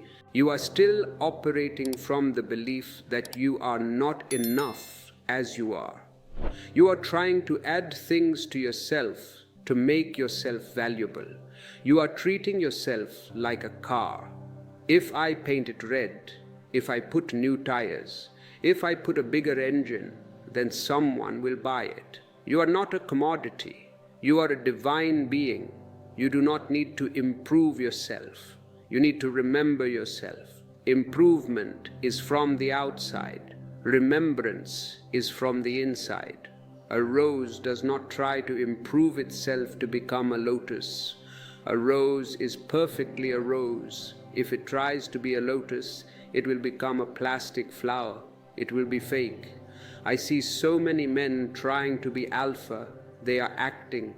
They are puffing up their chests, deepening their voices, acting tough. It is a comedy. Inside they are trembling. Inside they are little boys. And the woman sees through the act. Authenticity is the only high value. If you are shy, be totally shy. There is a beauty in shyness. If you are sad, be totally sad. There is a depth in sadness. Whatever you are, be it totally. Do not hide it. Do not polish it. When you accept your own nature completely, without trying to change it, a great transformation happens. You relax, and in that relaxation, your true potential begins to flow. You become natural. And a natural man is a rare phenomenon in this plastic world. Everyone is wearing masks. Everyone is pretending. When they meet a man who has no mask, who is just raw and real, they are shocked. They are magnetized. They feel, here is someone I can rest with. Here is someone who is not trying to sell me anything.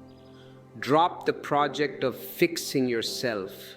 You are not broken. You are just asleep. Wake up to your own dignity. Wake up to the fact that you are part of this existence, just as the stars are, just as the trees are. You have a right to be here. You do not need to earn your breath. You do not need to earn love. Love is your nature. When you stop chasing, you stop running away from this truth. You stand still, and in that stillness, the whole universe catches up to you. We are approaching the end of this transmission, but not the end of your journey. The journey is just beginning. You have heard the words. Now you must live them. Do not just make this an intellectual entertainment. Oh, Osho speaks beautifully. That is of no use. If you do not change, my speaking is a waste of breath. Take one small step today, just one. Look at your phone. Look at that message you are about to send, the one that is begging, the one that is seeking validation. Delete it.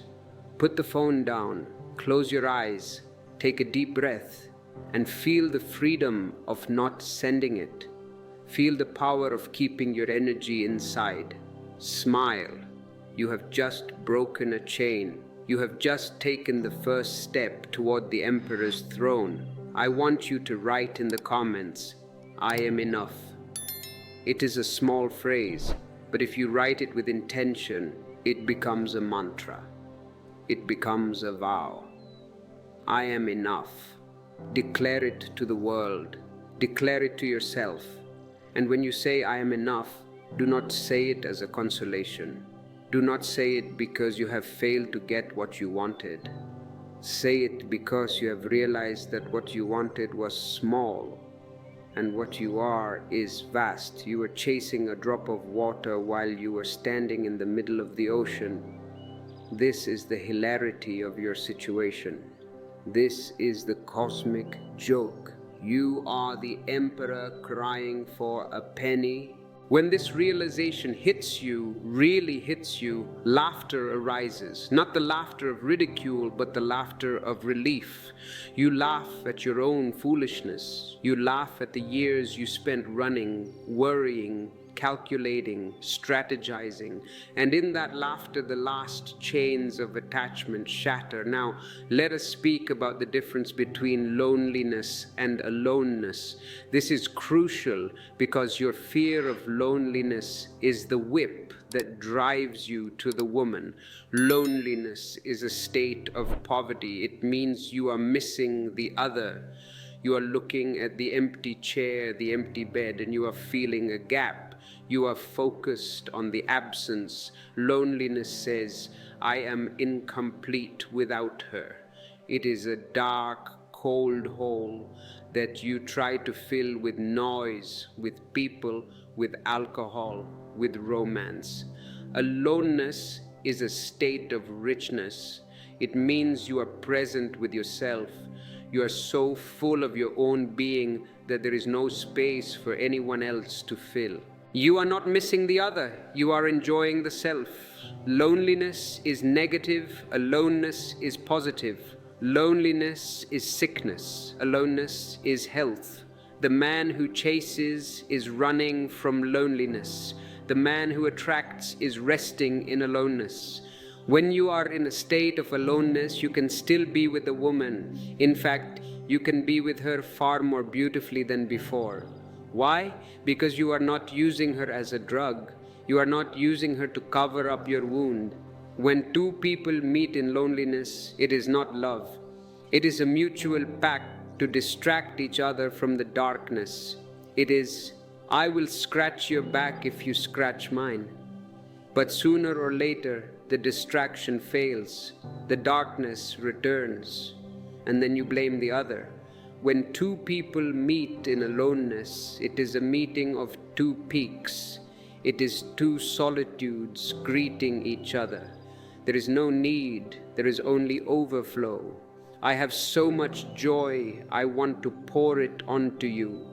And she says, I have so much love, I want to shower it onto you. This is the only relationship that works, the relationship of shared abundance. But to reach this, you must pass through the fire of being alone. You must stop knocking on doors that do not open. You must build your own house. I know this path is not easy. It goes against millions of years of biology and thousands of years of society. That is why I have prepared tools for you. The e-books in the description are maps for this territory. They are not just words. They are devices to help you navigate the transition from beggar to emperor. If you are serious about this transformation, use them. Do not go into the jungle without a map. And if you have received value from this transmission, if you feel a debt of gratitude to the existence that brought this message to you, you can express it through the super thanks button. It is a way of saying, I have received and I give back. Energy must flow. Now, I want to address the fear of time. Many of you are thinking, but Osho, I am getting old. If I stop chasing, I will run out of time. I will die alone. This is the mind creating panic. The mind lives in the future. The mind lives in death. Love lives in the now. If you are chasing, you are missing the now. You are sacrificing the present moment for a future that may never come. You are miserable now so that you might be happy later. This is the logic of a madman. If you stop chasing and sink into your own being, you become happy now.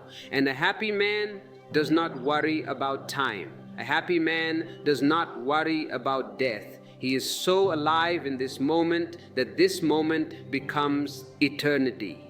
And ironically, when you are not worried about time, you become timeless. You become ageless. A man who is stressed about finding a partner looks old. His face is heavy. His eyes are anxious. A man who is relaxed in his aloneness looks young. His energy is fresh. Do not trade your life for a fantasy of the future. There is a beautiful story of a Zen master. He was dying. His disciples gathered around him crying, "Master," they said, "you are leaving us. What is your final teaching? How shall we live without you?" The master opened his eyes and smiled. He said, "I am not leaving. I am just arriving." He was arriving into the ultimate aloneness. He was not afraid. He had lived his life fully, without attachment. He had loved. He had laughed. And now he was ready to let go of the body like an old garment. This is the dignity I want for you, to live in such a way that you are always arriving, never leaving, always present, never chasing. The woman you are obsessed with, realize that she is just a form, a wave in the ocean. The wave rises, the wave falls, the ocean remains. You are the ocean. She is the ocean. Why are you trying to hold on to a wave? Enjoy the wave while it is there. Splash in it, surf on it. But when it crashes back into the sea, do not weep. Another wave will come, or the sea will be calm. Both are beautiful. Attachment says, "I only want the wave." Wisdom says, "I am the water." As we come to the end of this journey together, I want you to close your eyes for a moment. Even as you listen to my voice, turn your gaze inward. Visualize the cords that bind you, the cords of need, the cords of "please like me," the cords of "don't leave me." See them clearly. They are not made of steel. They are made of smoke. They are made of your own thoughts. Now, with a single breath of awareness, blow them away. Whoosh! Feel the lightness. Feel the space opening up around you. You are standing on a high mountain peak. The air is crisp. The sky is infinite. There is no one else there, and it is perfect. You are complete. You do not need a witness to prove you exist. You exist. That is enough. Carry this feeling with you. Protect it. It is the most precious thing you have. Just when you go back into the world, when you open your eyes, when you check your phone, remember the mountain peak. Do not descend back into the valley of begging. Stay high. And remember, this channel is a sangha, a gathering of seekers. You are not alone on this path. There are thousands of others here in the comments, in the membership, walking the same road from slavery to freedom. Join them. Click join. Be part of the energy field. And finally, do not be too serious. I see you frowning, thinking hard. I must stop attachment. No, that is just another attachment. Attachment to non-attachment. Laugh, dance, flirt, play. But play knowing it is a play. Do not think it is a tragedy. It is a comedy. When you can laugh at your own heartbreak, you have graduated. When you can smile at the woman who leaves you and say, "Thank you for the dance," you are free. Go now. Stop running. Sit. Breathe. And let the world come to you. But wait, do not leave yet. I feel a question trembling in the air. I feel the resistance in your minds. You have heard the truth, but the habit is strong. The mind says, "Yes, Osho, this is beautiful, but..." There is always a but. And I hear the question forming in your heart. Beloved Master, if I stop chasing, if I become this emperor you speak of, will I not become cold? Will I not lose the warmth of human connection? Is it wrong to simply want someone to hold? Listen to me. This is the last trick of the ego. It tries to confuse need with warmth. You ask, is it wrong? I am not a moralist. I do not deal in right and wrong. Those are words invented by priests to control you. I deal in asleep and awake. I deal in misery and bliss. It is not wrong to want to hold someone. It is natural. The body wants touch. The heart wants flow. But look at why you want to hold them. Are you hugging them to give warmth? Or are you hugging them to steal warmth? Most men are freezing cold inside. They are spiritually shivering. and they grab a woman like a man freezing in the snow grabs a fire. That is not love, that is survival. And when you use a woman for survival, you reduce her to a utility. You reduce her to a blanket. Nobody wants to be a blanket. Everyone wants to be loved for who they are, not for the function they perform for you. When you drop the begging, you do not become cold, you become cool. There is a difference. Coldness is the absence of life. Coolness is the absence of fever. Right now, you are in a fever. You are burning with the fever of more, more, more. You are delirious with the fever of, I need her, I miss her, why didn't she call? This is a sickness. When the fever breaks, you become cool. You become centered. And have you noticed? When a man is cool, when he is collected, he is incredibly warm to be around. His warmth is safe. It does not burn you. The warmth of a needy man is sticky. It feels like a spider web. You want to escape it. The warmth of a centered man is like the morning sun. You want to sit in it. You want to bask in it. So do not fear becoming cold. Fear remaining a beggar. And you ask about companionship. But Osho, I just want a companion. Be very honest. Do you want a companion or do you want a nurse? Most men are looking for a mother. They have not grown up. Physically, they are 40, 50 years old. They have beards, they have muscles, they have bank accounts, but emotionally, they are still 6 years old, looking for mommy to tell them they are good boys, to fix their boo-boos, to make the scary silence go away. You call it wife, you call it girlfriend, but deep down you're looking for a womb to crawl back into. You want to hide from the responsibility of being an individual. To be an individual is terrifying. It means you are responsible for your own joy and your own sorrow.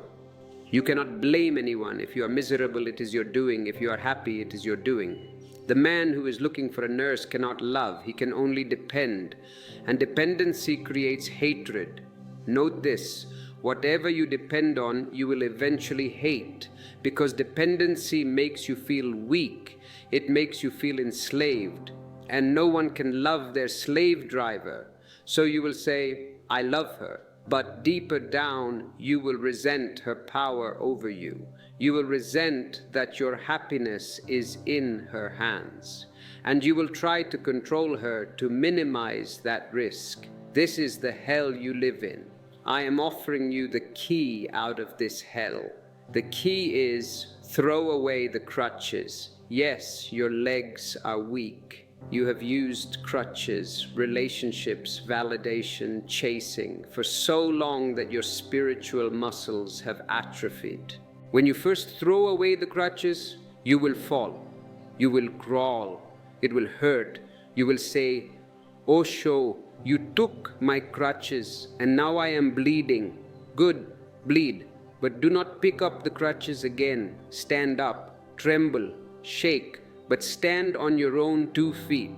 The moment you take that first step without a crutch, a surge of energy will rush through your spine. It is the energy of dignity. You will feel, I am carrying myself.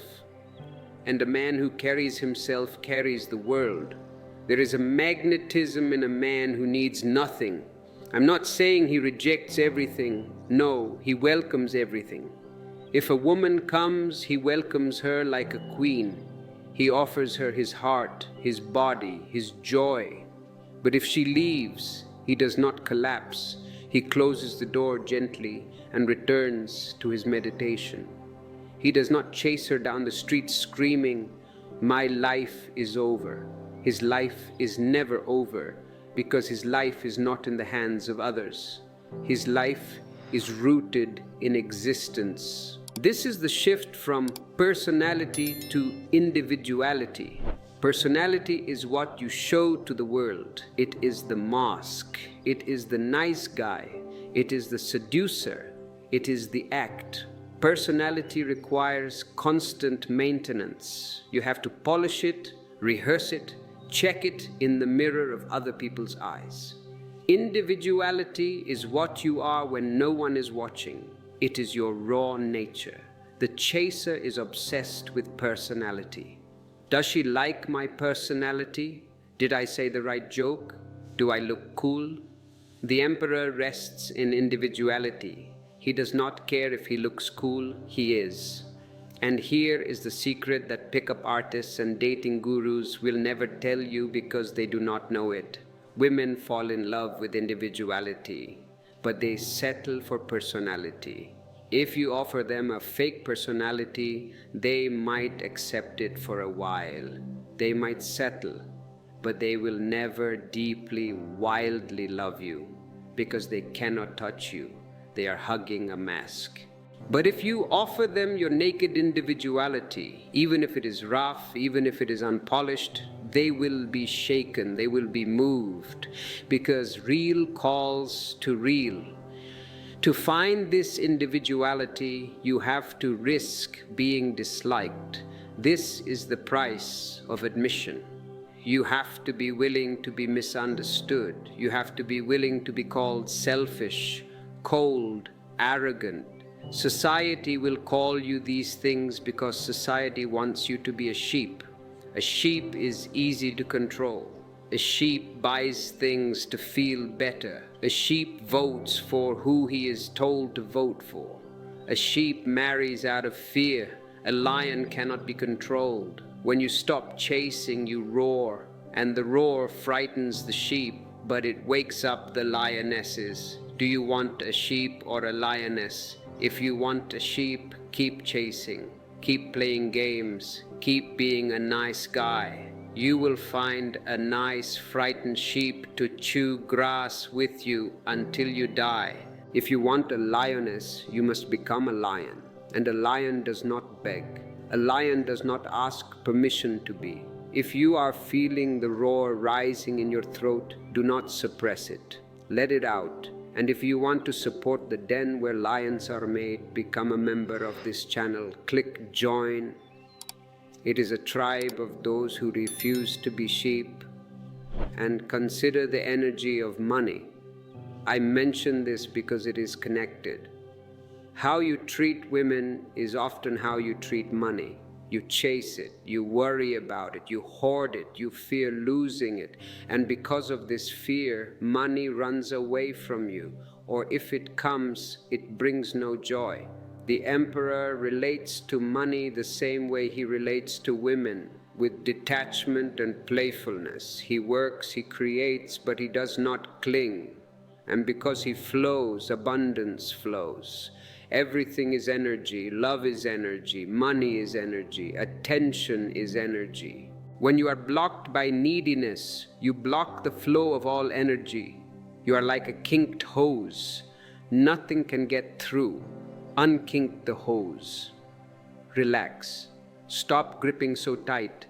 Suddenly, you will see that life was always trying to give to you, but your hands were too busy begging to receive. Open your hands. Let us speak now of the good morning text, the modern prayer of the beggar. I see men waking up, and before their feet touch the ground, before they have taken one conscious breath, they are reaching for the phone. Good morning, beautiful. Good morning, princess. Why? Is it because you are overflowing with love? Or is it because you want to check in? You want to remind her you exist? You want to make sure she hasn't forgotten you overnight? It is a leash, a digital leash. You are pulling on the leash to see if the dog is still there, and she feels it. She reads, "Good morning," but she feels, "I am insecure." Stop it. Wake up, look at the sun, look at the trees, drink your tea, be with yourself. If later in the day a wave of genuine love comes, send a message, but let it come from fullness, not from routine. Let it come because you want to give, not because you want a reply. Test yourself. If you send a message and she does not reply for 6 hours, what happens to your mood? Does it crash? Do you get angry? Do you start checking if she is online? If yes, then your message was not love. It was a demand. You sent a boomerang, expecting it to return. And when it didn't return, you got hit.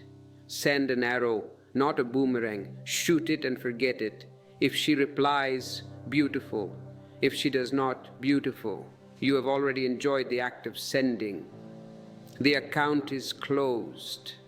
This is the way of the conscious man. He leaves no footprints of anxiety. You have to understand the nature of the shadow.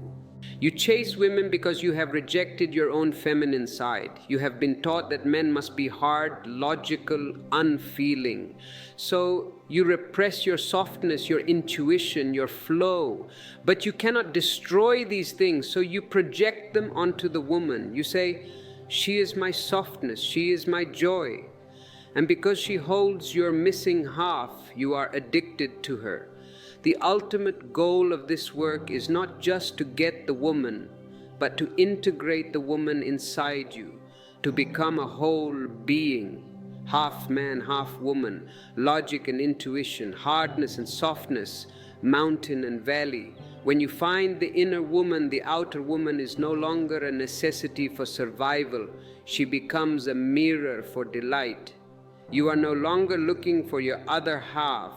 You are two wholes dancing together, and the mathematics of the soul is strange.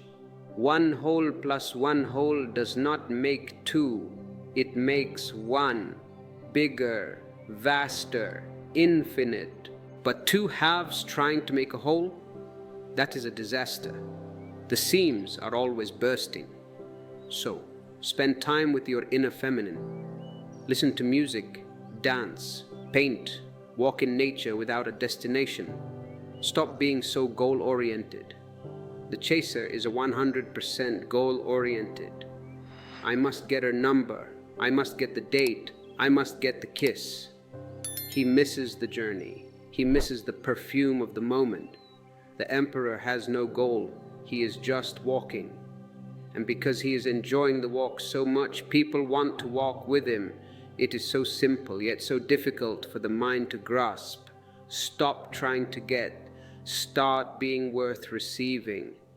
I have given you much today, maybe too much for one sitting. The mind is likely full, perhaps resisting, perhaps arguing. That is okay. Let it argue. But underneath the argument, let the seed land. The seed is, you are enough. Water this seed. Protect it from the weeds of society. And if you want to water it with wisdom, look at the books I have recommended. They are not just paper and ink. They are condensed consciousness. When you read them, you are not just reading words. You are sitting in the Master's presence. Check the description. Make the investment. This video is not the end. It is a doorway. You have walked through it. Now do not turn back. The old world of begging, chasing, and suffering is behind you. It is ash. Do not play in the ashes. Walk forward into the fire of your own potential. I will leave you with a silence. In this silence, do not think, just feel. Feel the energy in your hands. Feel the energy in your spine. This is you. This is the Emperor. Welcome home.